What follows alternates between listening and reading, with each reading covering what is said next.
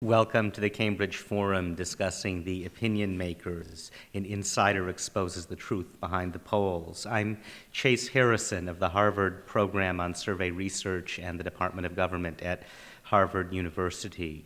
So do polling results reflect public opinion, or do they manufacture it? Americans typically trust the polls that are presented and published by major media outlets, yet who asks these polling companies to justify their methods and their results publicly? Do media outlets know in advance what they want to learn from the polls? So David Moore argues that our confidence in public opinion polls might be misplaced, and he draws upon his years of experience in public opinion research to help make his case. David W. Moore was a senior editor at the Gallup poll for 13 years. Before that, he was a professor of political science at the University of New Hampshire and the founder of the UNH Survey Research Center. He's now a senior fellow with the Carsey Institute at UNH. He's also the author of two previous books, The Super Pollsters and How to Steal an Election. His latest book, The Opinion Makers, an insider exposes the truth behind public opinion polls, is going to serve as the basis of our discussion tonight. So, David Moore, welcome to the Cambridge Forum.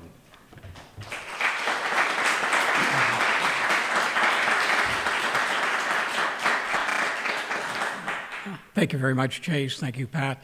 I'm delighted and honored to be here at the Cambridge Forum to talk to you about opinion polls. I've worked with opinion polls for more than 30 years, and over that time have come to respect the notion that they can provide us valuable insights into what the people are thinking, particularly when the polls focus upon the experiences and the issues that people know best. However, I think that also polls can do a disservice to American democracy and to the public in general when they don't tell the truth about the American public. And unfortunately, that happens to be the case in two areas of polling. First, in the area of pre-election polls, and secondly, in the area of public policy polls.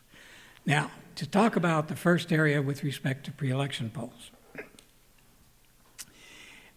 it is probably one of the greatest debacles in polling history that Rudy Giuliani was considered the frontrunner in the Republican nomination for many months.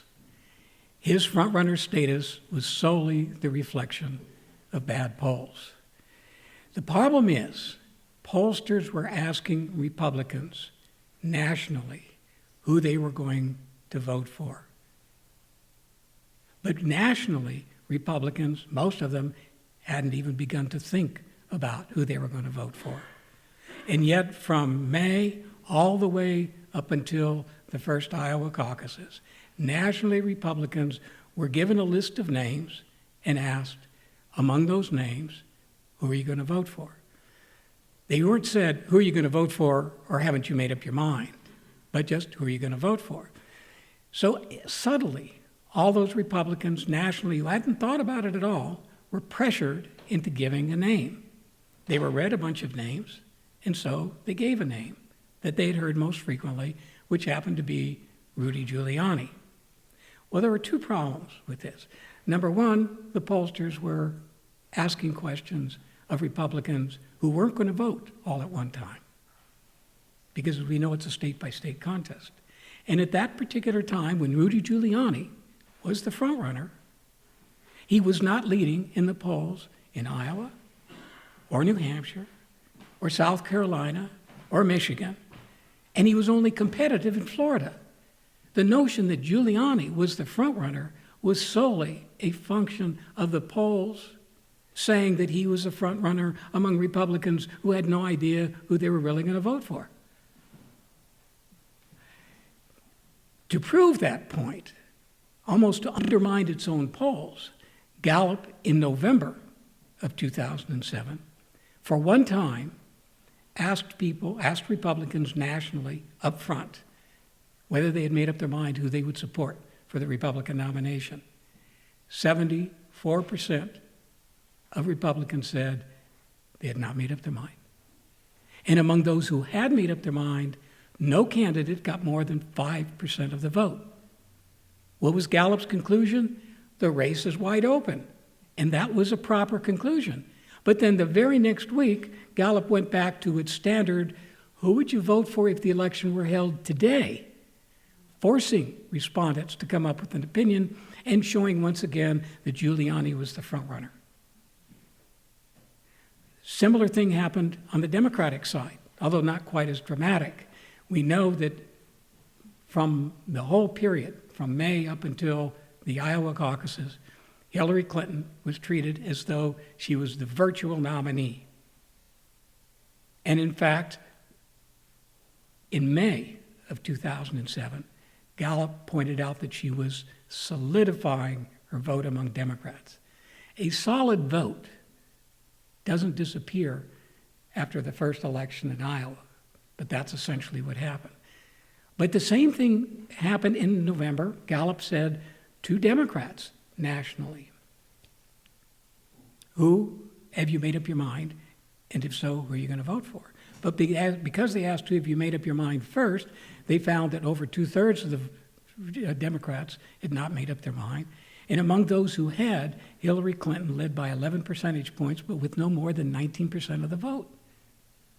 I don't think anyone would have said Hillary Clinton had a solid lock on the Democratic nomination with 19% of the vote. But that's the way it was portrayed in the press, except for that one time when Gallup asked up front whether people were undecided. So what happened going into the primaries is that for all practical purposes, the pollsters and the press were treating the election as though it were already decided that it would be between Giuliani and Hillary Clinton. Now, what was happening with Hillary Clinton in all of the state-by-state contests is that she was actually trailing in Iowa, eventually leading a little bit, but mostly competitive, although she was doing decently well in the other states. But as we found out from 2004, when Kerry won in Iowa and just swept through the rest of the primaries, that if you don't win Iowa, a Democratic candidate is going to have difficulty.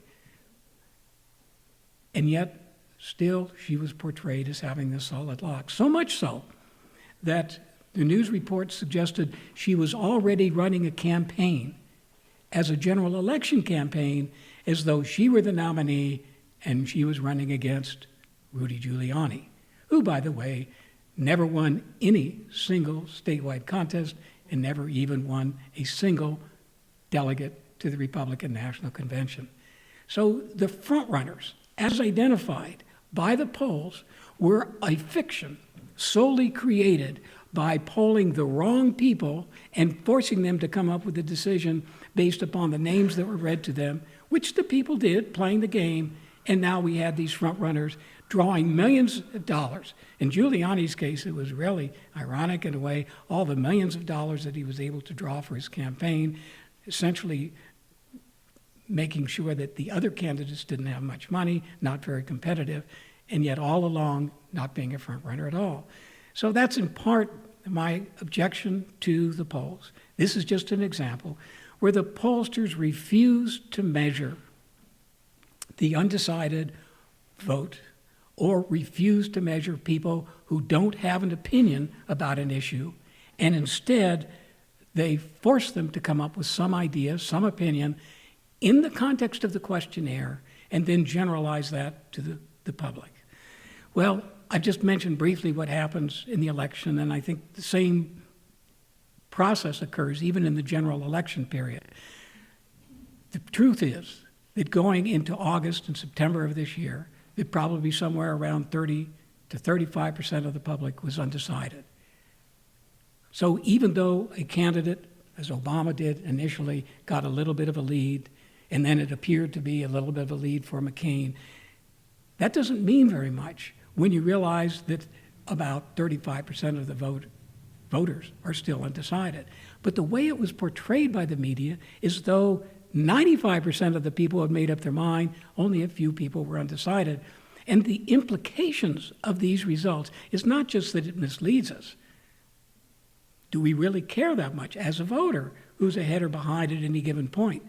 Well, a lot of people do, and it affects the ability of the candidates to raise money, the ability of the candidates to organize. It definitely distorts the electoral process. So that's on the electoral side. On the policy side, which I also want to talk about a bit, the pollsters asked people questions about issues that they may not have had any position on and force them to come up with an opinion. Now, let me just back off for a moment and say, we all recognize that pollsters don't poll everybody. We poll a sample of people, roughly 1,000 people to represent more than 200 million American adults. Those 1,000 people can be chosen decently well using statistical methods to ensure that you've got a representative sample. But it's only representative as long as we don't feed them information which the general public doesn't have and then ask them their opinion, or force them to make a decision in the context of a poll when people nationwide are not forced to make that opinion. So one of the biggest distinctions that I saw was the question about whether or not the American public supported the war in Iraq. If you took a look at the polls at the time, February, March of 2003, the results all suggested that the public supported the war by a 2-to-1 majority. And indeed, today you can still read people who will say the American people are as much to blame for the war as the Bush administration because they were war-hungry, clamoring for war. But the truth is much different. The truth is that a lot of people in polls, these are samples, will come up with an opinion because they're forced to or pressured to. Not forced to physically, but the context of asking you an opinion and giving you no option to say, I don't know, has that kind of subtle pressure. So in 2003, when I was working at Gallup, we conducted an experiment in which we asked people who said that they supported the war whether they would be upset if we didn't go to war, and people who opposed the war if they would be upset if we did go to war. Our theory was that if you just told me you favored something but then said, I don't care if we don't do it, that presumably that was an opinion you didn't necessarily want your elected leader to treat as the Holy Grail. After all, if you don't care, why should your political leader feel obligated to treat that opinion as though it's something that should be guide his or her actions? What we found out was that despite the fact that there was a 2-to-1 majority when you asked the question in the forced choice format, if you followed up with a question about whether you would be upset, 29% of the public supported the war and would be upset if we didn't go. 30% opposed the war and would be upset if we did go. 41% didn't care. That doesn't mean they didn't care about war. It means they didn't have an opinion whether to go to war or not to go to war. Now, a plurality of the public didn't have an opinion, and the rest of the public was evenly divided. Had that picture of public opinion been the prevailing picture, rather than one of a public that was whipped into war frenzy, the subsequent actions of the administration, the kind of news coverage that was given, would all, I think, have been quite a bit different and had impacts for later on when polls apparently showed the public feeling that there wasn't torture at Abu Ghraib and that Gitmo should not be closed down. Those are other issues where we feed the public information, ask their opinion, force them to come up with an opinion, and then make it appear as though a majority has an opinion. So my basic complaint then with the way pollsters currently conduct the polls is that they are unwilling to tell the truth about the American public. They are unwilling to say months and years ahead of time, listen, a lot of people haven't thought about the election. The reason they don't do that is that George Gallup started it 73 years ago in 1935 when he knew that if he were asking about the 1936 election, that he said, who are you going to vote for? So many people would say, I don't know, that he wouldn't be able to get those results in the paper. So he said, what would you vote for today? And he knew that it was just a kind of gimmick.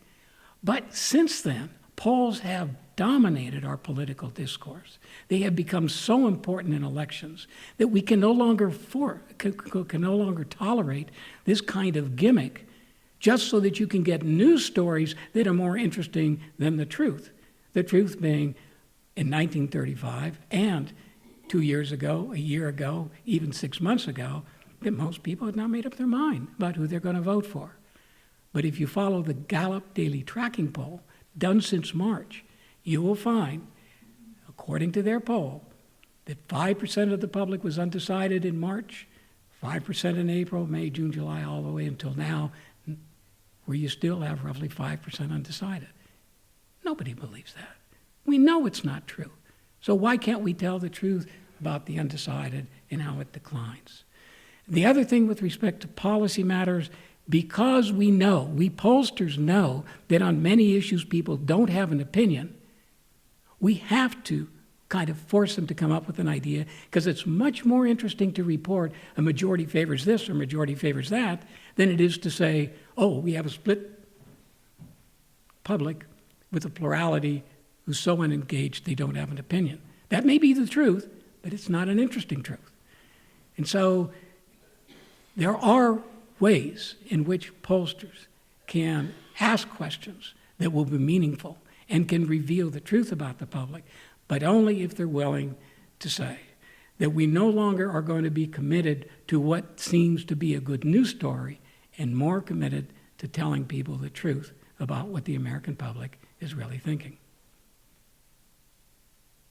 So I'm ready to answer questions, and I think it was said at the beginning that I would answer questions, and unlike, say, some politicians, I'm going to stay here and answer the questions.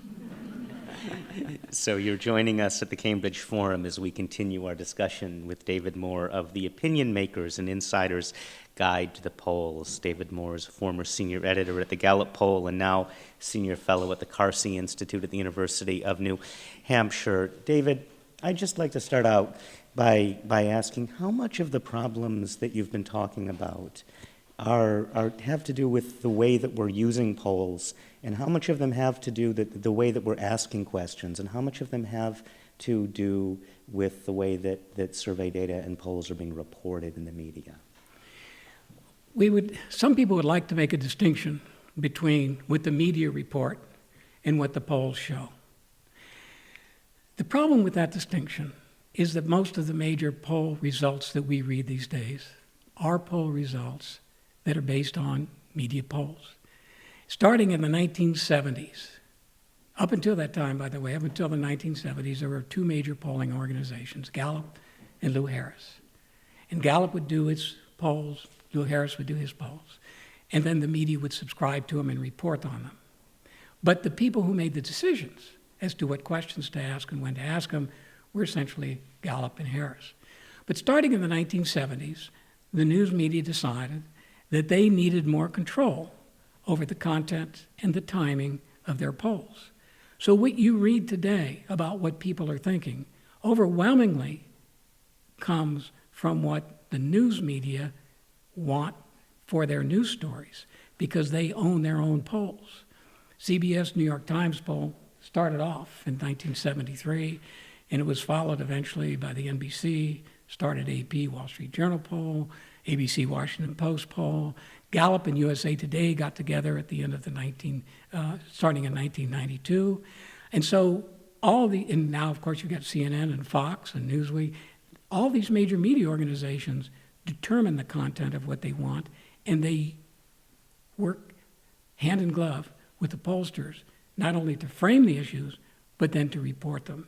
So making the distinction and saying, well, it's not the pollsters' fault, it's the way the media interpret them, I think just doesn't work too well. There are a few occasions. New York Times did a recent interpretation of the black vote and how Obama hadn't won over the country yet. And it was based upon a poll that CBS and New York Times had done together. CBS had a completely different take. And I thought New York Times take was really problematic. But for the most part, there isn't such a distinction that we can blame one and not the other. Well, thank you. So we're discussing the opinion makers, and Insider exposes the truth behind the polls with David Moore, and we'd like to open this up to questions from the audience. I'm sure there's a lot of interest in the polls in this election season.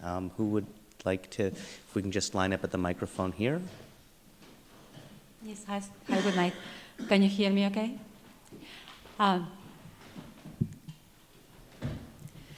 I wanted to ask you, I'm not going to ask you who's going to win the election, so I'm going to pass that one.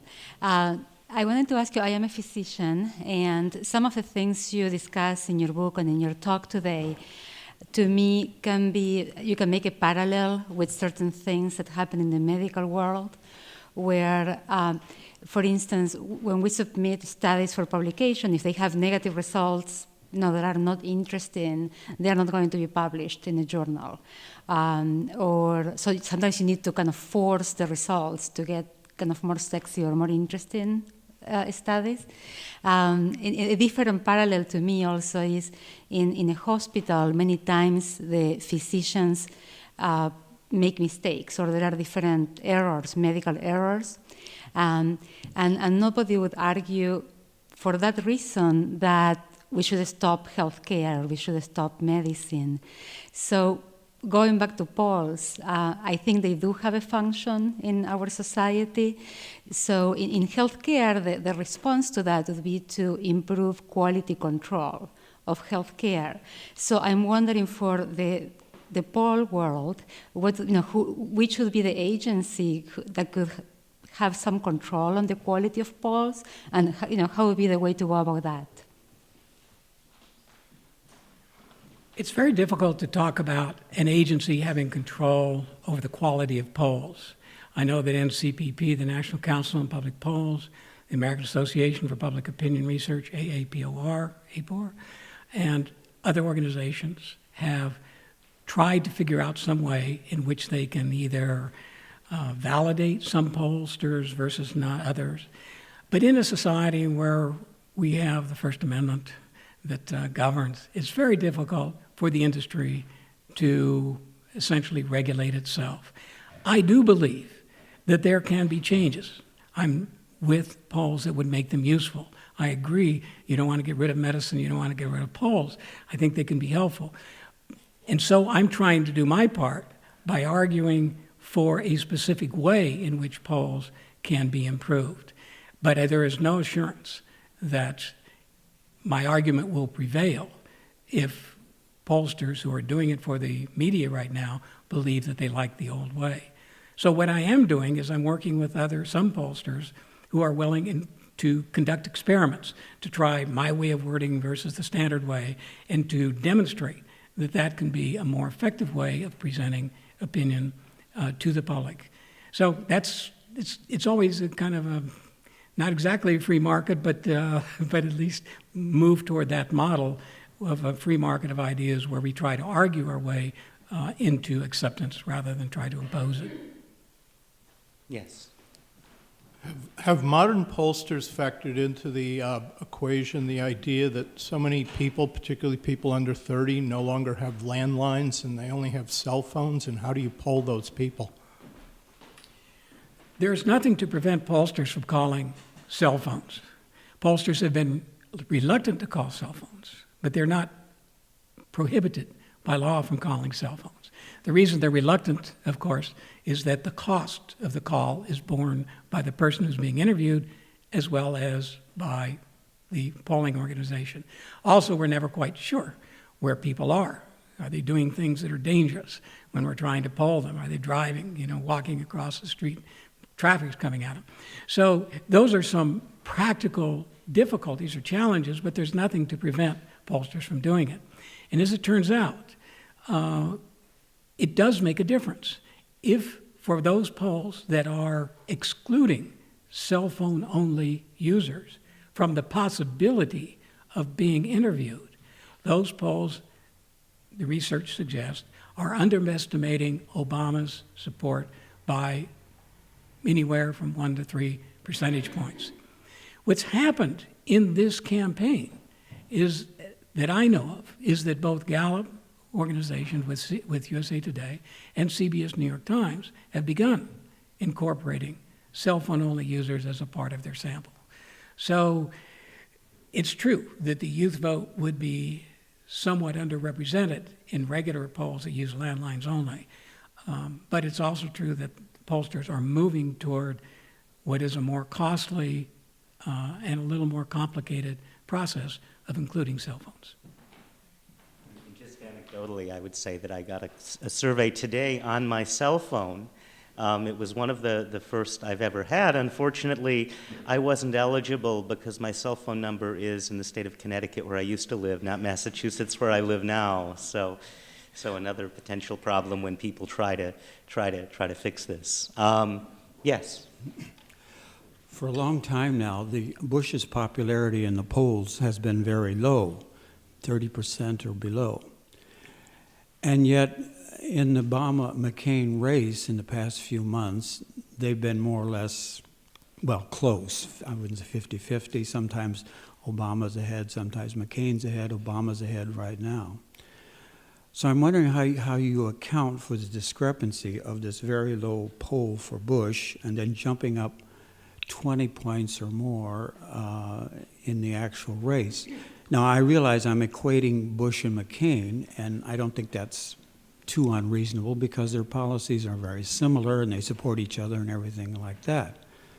But to me, there does seem to be a discrepancy between what Bush's popularity and how the polls judged the Obama-McCain race. The discrepancy, I think, is not so much with the polls. That is, the polls are reflecting what is probably a real discrepancy. One thing to keep in mind is that even though George W. Bush was getting less than majority approval rating in 2004, he still was able to win re-election. It's very true that the structure of this election favors Democrats. And by that I mean that if you ask people a generic question, would you rather see a Democratic president or a Republican president? Or you ask the generic question, would you rather see a Democratic Congress or a Republican Congress? Or you ask the question about which party do you feel more favorable toward? The Democrats come out significantly better than do the Republicans. In a presidential election, however, the focus gets shifted, not completely, but at least partially, off party identification and onto the personal characteristics of the people that are being evaluated. So in that context, what we saw, although you couldn't tell it from the polls, is that a lot of people were undecided about Obama, who they didn't know very much about, and actually a lot of people undecided about McCain as well. You get the impression as though 95% of the public had made up its mind one way or the other and then keeps flitting back and forth. But the truth is, if we had measured the undecided vote or the uncertainty more carefully, we would have discovered that large groups of people, large numbers of people, really didn't have that feeling of confidence about either candidate. And that's why you saw most of the pundits at the time would say right after the conventions, well, you can't believe the polls until they've gone through the debates first. And when they can first identify the individuals on a personal level. So I don't think it's necessarily a discrepancy to say that Bush himself receives low ratings, even though McCain doesn't, because there's enough of a slippage between Bush and McCain, although of the same party, to say you've got a completely different personality that people don't know very well, they don't know Obama, and they have to wait until they get that kind of feeling. So I think it's to be expected rather than to say that there's anything per se wrong with the polls. Could you say something about the Bradley effect? In these last few days, we're hearing about a reverse Bradley effect. And how do pollsters take into account the fact that people might not tell them the truth? Well, we know that people don't tell us the truth on a lot of matters. We know when we ask people, if they're going to vote, you get somewhere around 85 to 90% of the people say they're going to vote. That's why we have what are called likely voter models. It's a way in which we pollsters recognize that the public is lying to us. Now, I know some pollsters will say, no, the public's not lying. What they're doing is they're being optimistic about going out to vote. And of course, then when we ask them after an election whether they voted, we then say, well, they just don't remember that they didn't vote. So if you want to give whatever leeway you can to the public, you can make those kinds of excuses. But we know that people don't tell us the full truth on a lot of matters. Those typically are matters which we call there is a socially desirable response. It is socially desirable. You are expected to go to vote. And so you hate to admit to an interviewer, as unknown as that interviewer may be, that you are going to forego your citizen duty and instead watch a baseball game or do something else of equal unimportance. Oops, I shouldn't say that here in Boston. So, now to come to the question about whether or not there's a socially desirable response with respect to voting for a black candidate. Because the Bradley effect essentially assumes that a lot of voters will say they're going to vote for a black candidate, but when they actually turn out to vote, they're going to vote for the white candidate instead. There appeared to be some evidence for that. Oddly enough, not in the Mayer-Bradley race, which can easily be explained, that is, his over-poll results could easily be explained by the fact that there was a large absentee vote that hadn't been taken into account. But in the case of Mayor Dinkins in 1989, in the case of Doug Wilder in Virginia, it appeared as though they polled much better than their electoral results. When Dinkins ran again in 1993, and I was with Gallup, our poll results very clearly predicted a very close race. Gallup happened to say Giuliani had a 1-point edge or 2-point edge, which he got, but the other polls said it was a 1-point edge or 2-point edge the other way, but essentially they all agreed. So there was no Bradley effect in that election. And since then, there have been several statewide elections, to include with Barack Obama in Illinois, that suggest that when people say they're going to vote for a black candidate or a white candidate, that's who they intend to vote for. So the notion that there's a Bradley effect, I think, at least these days, doesn't seem to have much empirical evidence. Gary Langer at ABC News said he looked at white voters being asked by black interviewers and black voters being asked by black interviewers, and then, of course, white and black voters being asked by white interviewers to see if there was any race of interviewer effect. It turns out people could identify the correct race through the telephone only 55% of the time, but even in those cases, it didn't make a difference. White people were willing to admit to black interviewers who they were going to vote for, regardless of the race. So I'm very, very skeptical that there is anything called a Bradley effect. And I'm doubly skeptical of what some people have now spun out to be a reverse Bradley effect, where the black candidate does better than his polling results because people think they shouldn't vote for a black candidate, or they're going to vote for a white candidate. I don't know what the theory is, but it certainly doesn't make sense. So my final conclusion would be, no, I don't think there's a Bradley effect, and I would be very surprised if there's any empirical demonstration of that.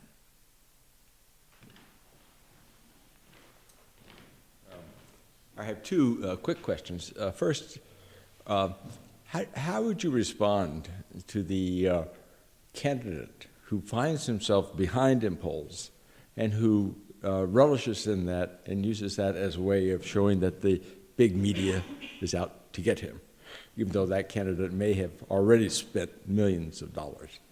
And then the second question, is there a way by which when we read poll results, for example, this morning's New York Times had results about the impact of the negative advertising by the McCain campaign. In essence, it said, the impact was bad for McCain. It backfired, which is a result that I think probably we would all like to know. But is that true? Is that true? And what should we learn from your presentation to look at these various polls, even from a organization like the New York Times, to determine that it's scientifically accurate? The first question, I'm sorry, the second one had to do with the negative advertising, and in my complete focus on that question, I missed. I used forgot by candidates to blame the media for poor poll showings. Right. To say that I'm the guy who's running against the media, I'm running against the fat cats, I'm the guy, you know. Okay, that's right. That's the question is whether somebody. The issue, I guess, is whether somebody who's behind in the polls could use that as a way to kind of essentially rally the troops. And the answer seems to be it's really the reverse effect, which is essentially why I'm critical of the polls showing early on that there's a front runner when there isn't a front runner. What we know what happens is that if you're behind in the polls, if a candidate is behind, it's very difficult to raise money. It's very difficult to get people to work on your organization. It's very difficult to get media attention. So it's much better to be ahead in the polls. To be behind in the polls and say that's where I want to be is usually not anything but an excuse for being behind the polls. In a two-candidate race, such as the presidential race, to be behind the polls, you still know that the candidate who's behind is going to get a decent amount of media attention. But in the primaries, it's really death to a candidacy to be significantly behind in the polls. So I would say to use the polls that way is not the typical way. More likely, people use the polls when they're ahead to be able to raise more funds, get more people on their campaign, present themselves to the media as the foregone winners, and therefore they get more attention, which helps even more. So that's what I would, say with respect to that. Now, the second issue has to do with negative campaigning. I think what's been demonstrated over the years is that if you ask the majority of the public whether they like negative campaigning or not, no matter how subtly you might phrase that question, people don't like it. They don't like negative campaigning. But most negative campaigning is not geared to the vast majority of the public. Negative campaigning is usually geared to those people who are undecided, haven't heard much about the candidate, and the first thing or the only thing they hear is what's negative in those campaigns, in those ads. And the net effect on those people who are undecided, who haven't heard much about the candidates, tends to be in the direction that the people who sponsor that ad want. They say, oh, I hear this negative information, and they tend to accept it because they don't have anything else on which to judge it. The problem with negative ads is that you can't narrow cast it. You can't focus it just on the undecided. So when you have to have an ad, a negative ad, that gets a whole lot of people, including people who have made up their mind, and when it turns out to be so negative that the press gets involved and begins making nasty comments, then it can have a reverse effect, because a lot of people who are undecided might then not only hear the negative ad, but they hear all of the negative reaction to the negative ad. So it's a very complicated process. But the reason we have negative ads is that for the most part, they work. The reason sometimes negative ads don't work is just what I indicated, that sometimes the negative ads are identified by the press as negative, and that redounds unfavorably to the candidate. Sorry I'm late. I did come with a question I think is consistent with your theme, but something you just said prompts me to ask a second question first, which is, you said two candidates, and although I think if we're realistic, we have to admit that it's going to be one of the two major party candidates who's going to win. There are other candidates. Ralph Nader, just as one example, is on the ballot in more states than he was in either 2000 or 2004. And with the debate coming up later tonight, there's a question about the way in which the so-called Commission on Presidential Debates, which makes it sound like this very sort of quasi-public entity, but in fact it's a private corporation run by the two major parties. And they have constructed this criteria as to who shall and who shall not be allowed in the debates, after Perot, arguably, according to some, did rather well. And that one of the central points is, in fact, probably the dispositive point, is you have to get 15% in polls. Now, the argument that's been made by Nader and others is, how do you get to 15% in polls when you aren't in the debates, and vice versa, alluding to Jesse Ventura, the experience with Jesse Ventura, where when he was brought into the debates, he rocketed into the governor's mansion. So that's sort of, I think you get the implicit question in that. And the second, I'll wait for the second thing. All right. In case I get so focused on the second one, I can't remember the first one. Okay, with respect to the first one, I think it's important to put the limitation on who gets to be in a presidential debate in the larger context of the Constitution and in terms of the whole political structure, which essentially, if not designed, at least operates, to exclude third parties. We have winner-take-all congressional districts. So it's very hard for a third-party candidate to ever be the winner.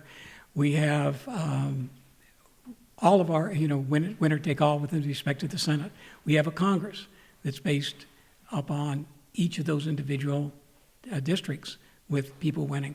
So it's not as though you can say, if the party wins 5% of the vote, it's going to get 5% of the legislature. It just doesn't matter. If a party, a third party, got 25% of the vote across the country in every single congressional district, it would still end up with zero representation. So what the Debate Commission did was take away from the League of Women Voters the process by which the decision would be made who would be included in the debates.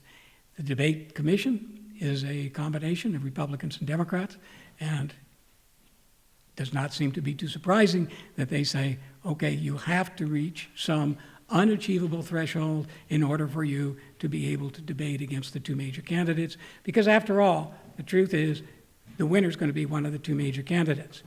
The counter-argument, of course, is that by having third-party candidates and other people available, not only do you give them attention, but you force the two major candidates to address issues that they probably would not have addressed anyway. And that's pretty well demonstrated. So that's really kind of an elaboration of something you've just said. Is there a solution to any of it?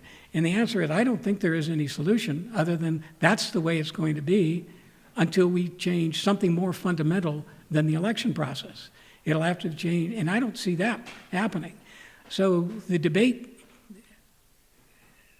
decision as to who's going to be in or who's not going to be in could be changed. I don't think fundamentally it would mean that Ralph Nader would suddenly get enough votes to be able to win the presidency. But I do think that Ralph Nader or Bob Barr, if they were included, and they both have enough, they're both on enough state ballots that if they won those states, they could win the presidency. And if you use that as a set of criteria, then they should be included. But anyway, you get back to the polls being the criteria or the criterion. You got to have this certain level in the polls, and even that, by the way, is vague. But nobody's come anywhere close, so we've never had any fight over it. Thank you. So the question I came with, though actually one solution might be to have an independent commission, more like the League of Women Voters, and have more than have at least one or two debates which were more inclusive, and then you could have conceivably debates that of the two leading. To have an independent commission, you would need right. the campaigns to agree. Exactly, and that's so not likely to happen under the current. Nice try. So, well, we keep trying. The question I came with was remembering back to the so-called first Gulf War, when I remember quite vividly, certainly at the time it really struck me, Ted Koppel on Nightline, the day that the bomb, the massive bunker buster bomb or whatever it was used targeting the underground bunker, and it turned out that this was a hiding place for many of the families of top people, I guess, in the Iraqi government, and many non-combatants, almost entirely, were incinerated in this horrendous bombing. And in a very short period of time, Ted Koppel on Nightline, there had already been a poll done. And the poll I thought was pretty clearly used to frame the way Americans would think about that bombing. I don't know if this has come up already, but the poll, the answer was given to the American people as the story was actually first being reported almost, that this is okay because they were deliberately hiding there, deceiving us, so they deserve it. I forget the exact wording of the poll, but the way it was presented was, well, everybody agrees, it's too bad, but it's kind of like, well, what do you expect? They kind of deserve it. So I thought that was a very interesting use of polling to frame the way people would think about what, on the face of it, absent that, certainly, would have been seen as just a horrific assault on the civilian population. I think that's a good example of a process that which I refer to in the book as a legitimacy spin cycle. Let me give you an example, a more current example, but I definitely understand what you're saying with respect to that immediate poll that was conducted. When you conduct a poll like that so quickly after things happen and people don't know what's going on and they're forced to come up with an opinion, as I've indicated, then what are they going to say? They're going to say whatever their initial reaction is going to be to support the government, just they don't have anything else. And their initial reaction is going to be support the issue, the way it's framed by the media. So let me give you an example closer to home. It has to do with Abu Ghraib.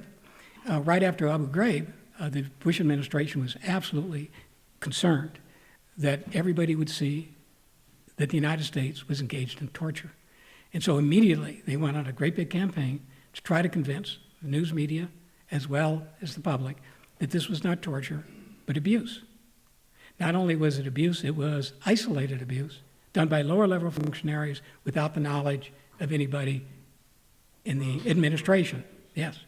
So one of the problems that Lance Bennett from the University of Washington has pointed out, a media expert, is that the news media often, instead of seeking out divergent news sources, rely very heavily upon what the government tells them. Now, there were other news sources. The Democrats weren't another news source because they had no information other than what the Republicans or what the administration was saying.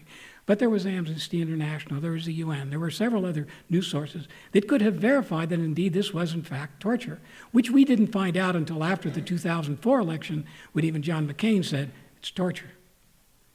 But before the 2004 election, we were all told it wasn't torture, it was abuse. Okay, where do polls come in? Well, what does the American public know? The American public knows what they've been told by the news media.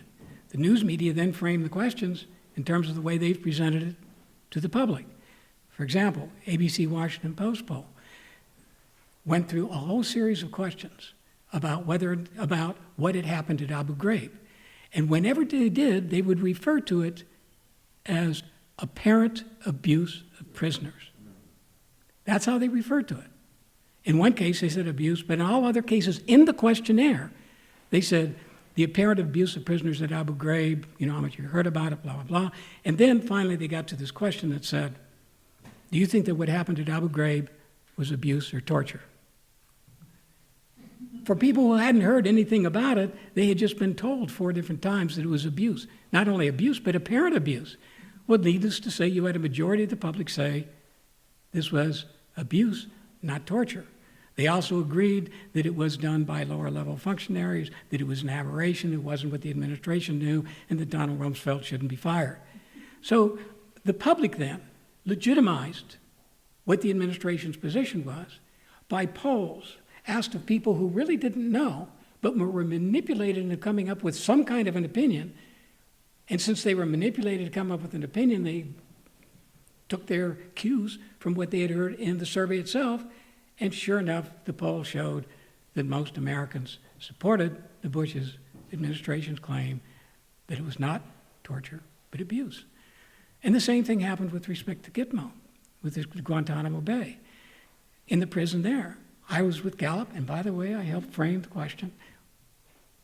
And I didn't mean to, but this is what we did. Well, in a way, I was opposed to, because I've always been opposed to the notion that we give people information. But we knew that if we just said, do you think the prison at Guantanamo Bay should be closed? There are going to be a whole lot of people who say, prison? Guantanamo Bay? You know, is that Maine or where? Where are you talking about? So what we told them in the survey, as you may know, which of course we use whenever we know they don't know, the United States has a prison at Guantanamo Bay in Cuba which houses suspected terrorists. Do you think we should close the base, the prison, or not? Well, if you had never heard about it before, didn't know anything about it, what would you say? Why would you close a prison that houses suspected terrorists? And sure enough, majority of the people said, should keep it open. We report, the public supports the administration's viewpoint to keep Guantanamo Bay prison open. So I don't think when we ask those questions, we pollsters, when we ask those questions, that we're deliberately trying to be a mouthpiece for the administration. It's a part of the structure. The media have limited sources. They report it to the public. We work for the media. We frame the questions in the way that have been used. We would never, for example, when Gallup asked about it, would never have used, what do you think of the torture of prisoners at Abu Ghraib? That would have been biased. Because after all the reporters were using the word abuse.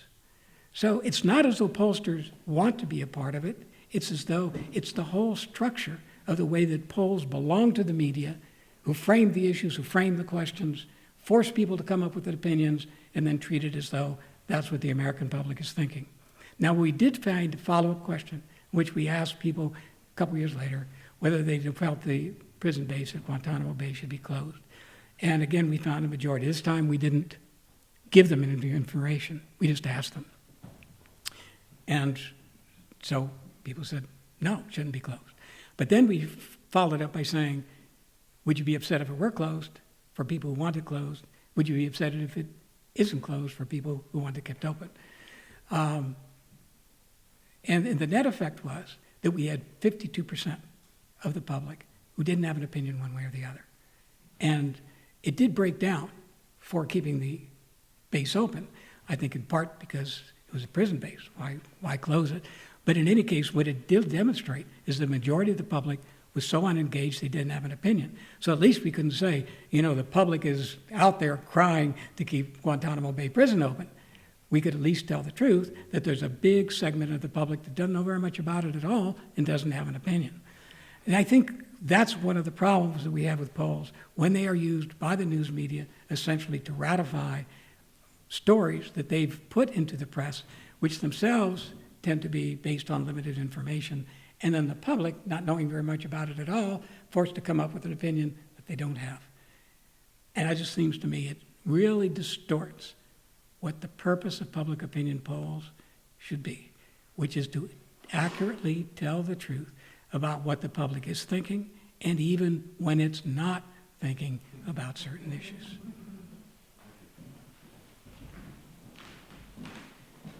A general question and then maybe a specific question. And I wonder, shouldn't citizens, American citizens or otherwise, make their own decisions based on their own judgments, their own deliberations, their own discussions with family and friends, whatever, and basically forget about polls? And secondly, using your critical analysis, can you give us a current snapshot? What's your fix on who's ahead, Obama or McCain, and where Americans currently stand on the war in Iraq? Okay, with respect to the election, I can't tell you that because you don't want to know what other people are thinking. You just want to make your own judgment.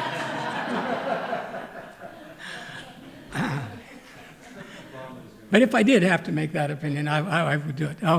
I think there is a real question about whether or not polls serve the voter in any meaningful way.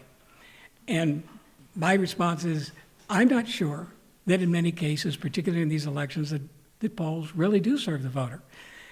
They at least prevent us from from being misled by the campaigns, who will release their own data in support of their candidates. So at the very least, it is intended to be, the results that we get, those results are intended to be independent of the candidates. So in that sense, I think they provide at least an antidote to deliberately misleading information. Although, as I say, they have misleading information even here.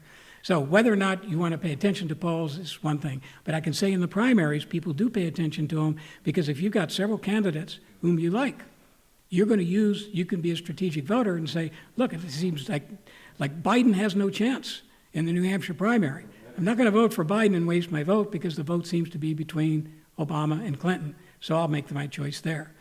So polls are used in that sense. In a general election, when you have two principal candidates, forgetting for a moment the many minor candidates, then the polls probably provide less information because presumably people are making the decision on what they want, not what they think majority would want. He also asked about Iraq. Oh, what about public opinion in Iraq today? It's difficult to say precisely what the public opinion about Iraq today is, but I did see one poll that did look at the question about whether you'd be upset if we didn't get out, and would you be upset if we did get out? And what it seemed to suggest is that somewhere around 40% of the public still is torn, has no opinion exactly. But of those who do have an opinion, it's about 3-1 against staying in Iraq. The results in the eastern states should be announced before the western states actually go to vote. And typically, the projections that are made in the eastern states are not based upon actual vote count, total vote count. They're made upon the basis of exit polls and some preliminary vote count sometimes.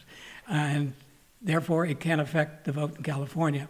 The biggest example is when Jimmy Carter actually conceded the election in 1980 before California had finished voting about an hour ahead of time. The research on whether or not that impacted voters in the West is very dubious.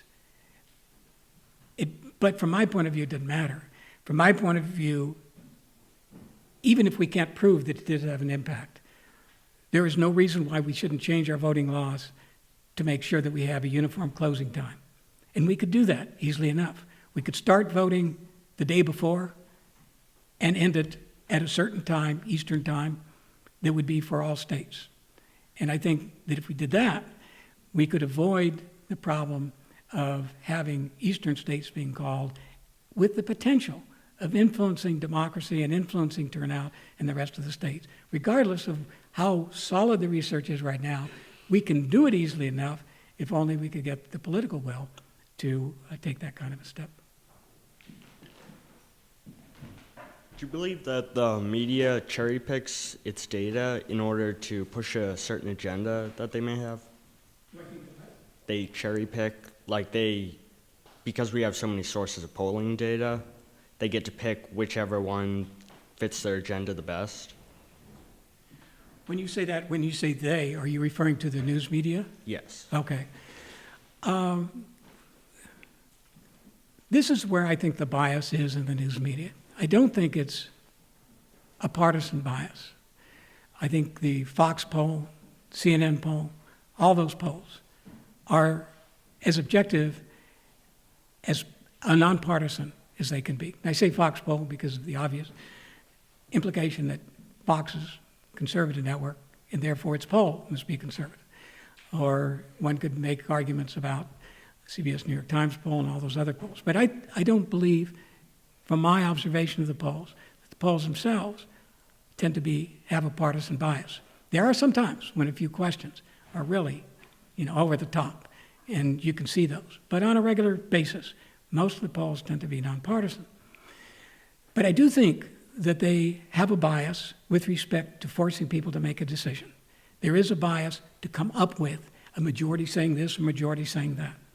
The net consequence of that kind of bias can appear to be partisan in some cases, and partisan in some cases for one party, and partisan in other cases for another party. So I don't think the media have that kind of partisan agenda as much as they have a news media agenda, which is to try to make it appear as though we've got a public that's fully engaged, fully rational, fully informed, and it isn't. So that's the major thing. But apart from that, do the news media ever take out from their polls questions and leave other questions that they don't report? Is there a bias that way? And the answer is yes. I think they often do. I know that at Gallup, we often would do preliminary polls, pilot surveys, in which we would try to find out whether these questions, by the way, we'd only ask maybe 100 people nationwide, and just get a feeling for whether those questions would be interesting. And what does it mean to be interesting? A question can provide interesting results if they show a majority on one side or the other. If they show a conflicted public, a third, it's not too interesting. Unless previously it had shown that there was a big change. So there are a lot of little calculations that go into what is interesting for the news media. And what is interesting for the news media isn't always necessarily a reflection of what's actually true among the public, but what seems to fit the story and what seems to be most plausible for a particular publication. And so why don't we take one more question, then we can wrap this up and head out and listen to the debates. On polling, I just want to tell a very quick story. Sunday morning, Tom Brokaw, Meet the Press, referred to it as a Stanford survey or poll, in which there's this question about people and the influence by the race of the candidate or the purported race of the candidate, and it's a 6%, the figure 6% was used, that people who agree with the candidate on all these points but then indicate that they may not be prepared to vote, and that the surmise is it has something to do with race, and in part based on some questions.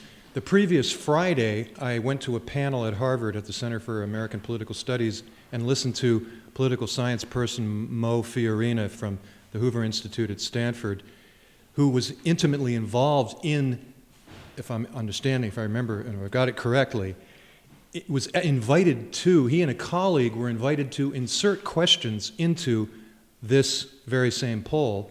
And he told a story about how graduate students in a hurry had misinterpreted the data and come up with an erroneous interpretation based on, complicated stuff to me anyway, but that this figure of 6% was actually inaccurate and high.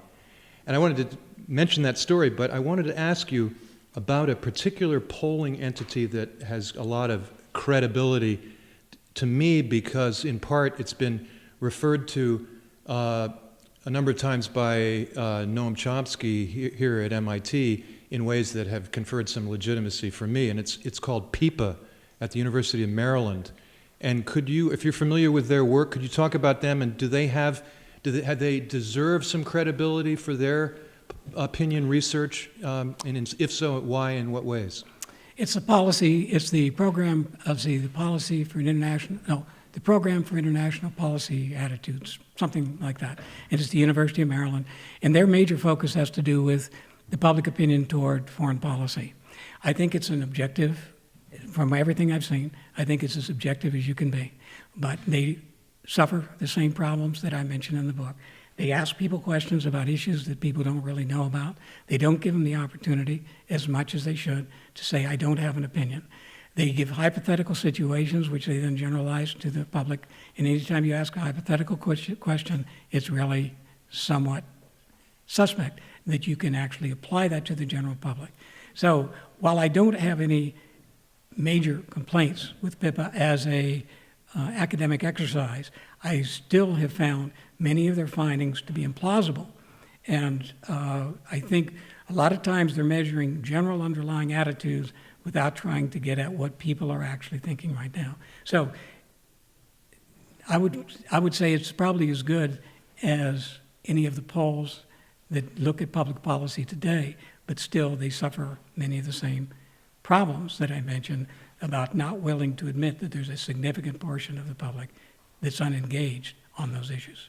And let me just ask one final question, David. If you could make one single policy recommendation to improve the quality of our understanding of public opinion data, what would it be?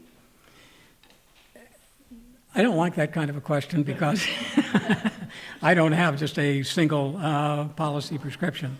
My overall policy prescription so I'll call it one. But the overall policy prescription is that I wish the pollsters would be willing to admit that there's a significant proportion of the public that either has not made up its mind with respect to voting, or it doesn't have an opinion with respect to certain policy attitudes, and that they would be willing to publish that as part of their ongoing polls. If they would be willing to tell the truth about the public, rather than to serve the media's interests, I think our democracy would be better served. Well, thank you very much, David. You've been listening to a program. So David, thank you. And